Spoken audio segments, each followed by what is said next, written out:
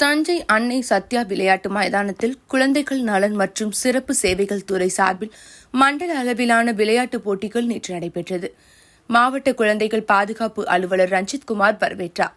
மாவட்ட வருவாய் அலுவலர் தியாகராஜன் வாழ்த்துரை வழங்கினார். மாவட்ட விளையாட்டு அலுவலர் டேவிட் டேனியல் வாழ்த்தி பேசினார். விளையாட்டுப் போட்டிகளை மாவட்ட கலெக்டர் பிரியங்கா பங்கஜன் தலைமை தாங்கி தொடங்கி வைத்தார். முன்னதாக சமாதான புறாக்கள் பறக்க விடப்பட்டு தேசிய கொடி, ஒலிம்பிக் கொடிகள் ஏற்றப்பட்டன. நிகழ்ச்சியில் இளைஞர் நீதி குழுமம் முதன்மை நடுவர் ராஜேஷ் கண்ணன், குழந்தைகள் நலக்குழு உஷா நந்தினி, மாவட்ட பால் உற்பத்தியாளர்கள் கூட்டுறவு ஒன்றிய பொது மேலாளர் சரவணகுமார் ஆகியோர் வாழ்த்தி பேசினர்.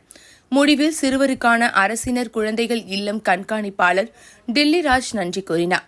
இந்த போட்டியில் தஞ்சை, திருச்சி, மதுரை உள்பட 9 மாவட்டங்களைச் சேர்ந்த குழந்தைகள் சுமார் 600க்கும் மேற்பட்டோர் கலந்து கொண்டனர்.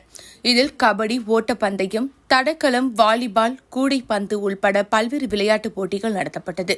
முன்னதாக போட்டிகளில் பங்கேற்று விளையாடும் மாணவ மாணவிகளுக்கு வடுகக்குடி வாழை விவசாயி மதியழகன் 10,000 வாழைப்பழங்களை இலவசமாக கொடுத்தார்.